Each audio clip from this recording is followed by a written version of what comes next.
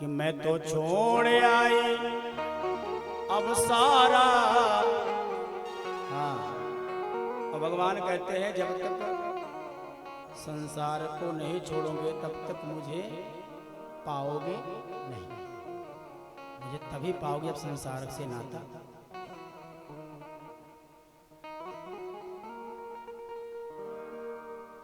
आशा एक राम जी की, दूजी आशा छोड़ दे, और नाता एक राम जी से, दूजी नाता प्रेम और आसक्ति। क्या अंतर है? बोले प्रेम सबसे किया जाए पर आसक्ति सिर्फ कन्हैया से की जाए। वृंदावन बिहारी लाल की प्रेम सबसे किया जाए। कबीरा खड़ा बाजार में मांगे सबकी, ना काहूं सो दोस्ती ना काहूं सो। प्रेम सबसे हो। सर्वे भवन्तु सुखिनः सर्वे सन्तु निरामयाः सर्वे भद्राणि पश्यन्तु मा कश्चित् दुःख भाग् भवेत्। यह कामना हमारे भीतर हो। प्रेम सबसे हो पर आसक्ति कन्हैया से।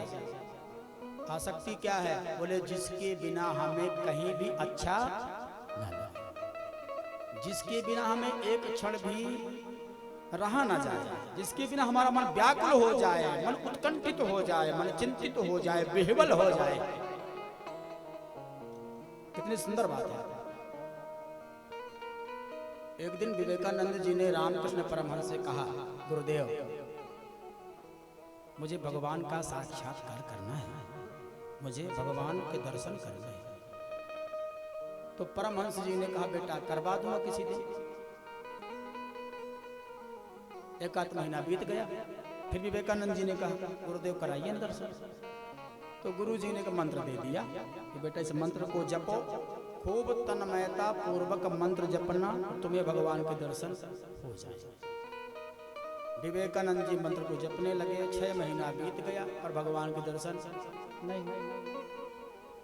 एक दिन विवेकानंद जी कुछ झुंझला करके गुरु जी से बोले, गुरु जी दर्शन कराइए ना, सालों से मैं आपसे निवेदन कर रहा हूं पर आप दर्शन कराते नहीं। तो परमहंस जी की जो कुटिया गंगा जी के घाटे पर बनी है कलकत्ता में, तो विवेकानंद जी का हाथ पकड़ा गुरु जी ने, बोले चल आज तो उसको मैं दर्शन कराई देता हूं। अब कथा बड़ी सुंदर है।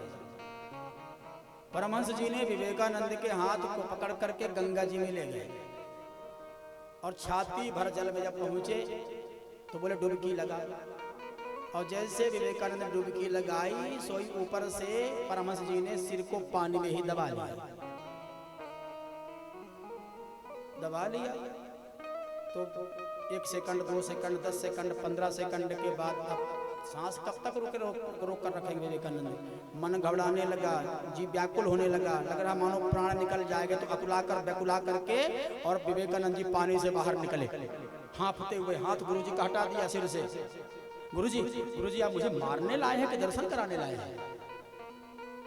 आप मुझे गंगा जी में मारने के लिए लाए हैं कि भगवान का दर्शन कराने? तो गुरु ने क्या बात कही, बेटा क्या हुआ? विवेकानंद ने कहा, महाराज 1 आध सेकंड और में रहता तो हमारा राम नाम सत्य हो जाता। परमहंस जी ने कहा, कैसा लग रहा था? बोले प्राण निकलने के लिए व्याकुल हो रहे थे।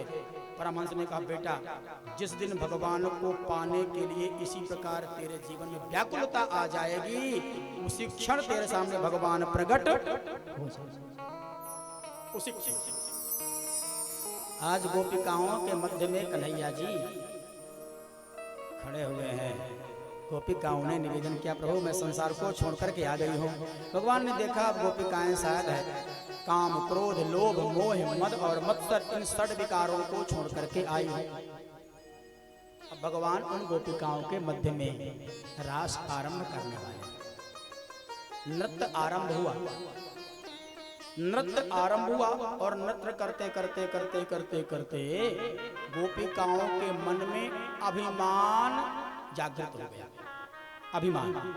गोपिकाओं को लगा कि मैं कितनी सुंदर हूं, कि त्रिभुवन सुंदर ये भगवान श्री कृष्ण मेरे साथ नृत्य कर रहे हैं। भगवान मन ही मन मुस्कुराए कि जिस चीज से सबसे ज्यादा खतरा है वही चीज आ गया इनके भीतर, अभिमान, अहंकार। भगवान ने क्या कहा, जब मैं था तब हरि नहीं, अब हरि है मैं नाय, प्रेम गली अति साकरी, जामे दोना सम।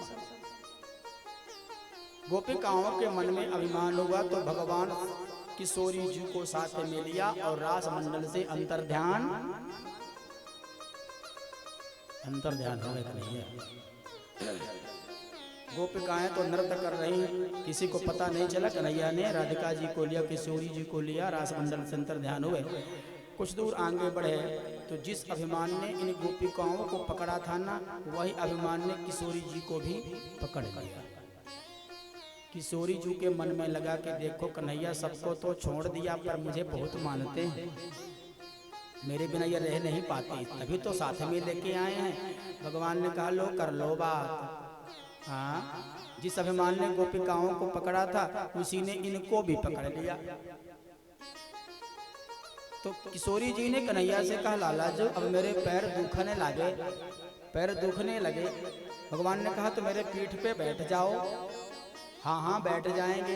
भगवान जैसे ही झुके, किशोरी जी ने चरण को उठाया, कन्हैया के पीठ पे बैठूं। भगवान वहां से भी अंतर ध्यान।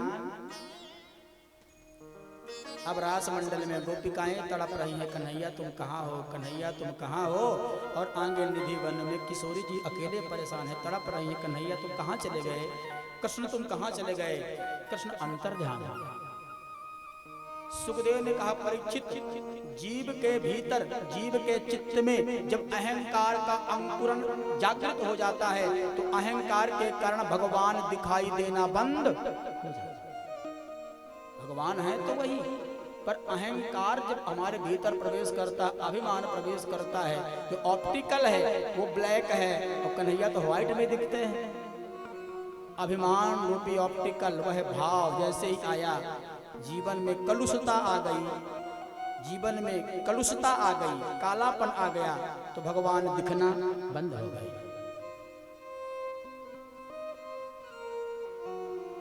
गोपिकाएं रोती रोती रोती आगे चली, देखा किशोरी जी अकेले, क्या हुआ आपको भी छोड़ गए। किशोरी ने कहा जो अभिमान तुमको आया कन्हैया तुम्हें छोड़ दिए, वही अभिमान मुझको आया, कन्हैया ने मुझको भी छोड़ दिया।